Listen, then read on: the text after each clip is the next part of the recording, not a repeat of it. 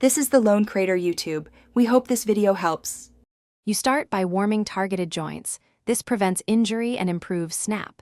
First, stand shoulder width, knees soft, and feel the tension in your chest and arms. You pop by quickly contracting a muscle group, hold for half a beat, then release. This is the core action. Once done, practice on a slow 4/4 count, accenting beat 1.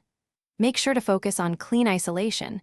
You want the movement to look mechanical, precise, and musical rather than loose or blurry. You now layer moves into short combos so the dance reads as intentional choreography. Start with chest pop, then add an arm hit and a waist twist. Practice slowly so each hit aligns exactly with the beat. Use a metronome or a track at 70 to 100 beats per minute. Once comfortable, raise tempo by small increments.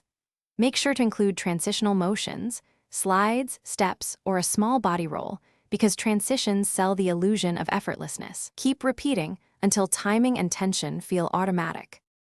You finish a routine by recording and critically reviewing your performance. Watching helps you spot timing lags and messy isolation.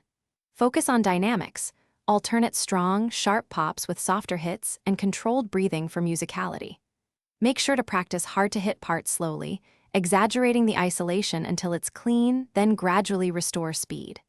If things go wrong, loosen your hips and shoulders, reduce the tempo, and exaggerate the muscle contraction.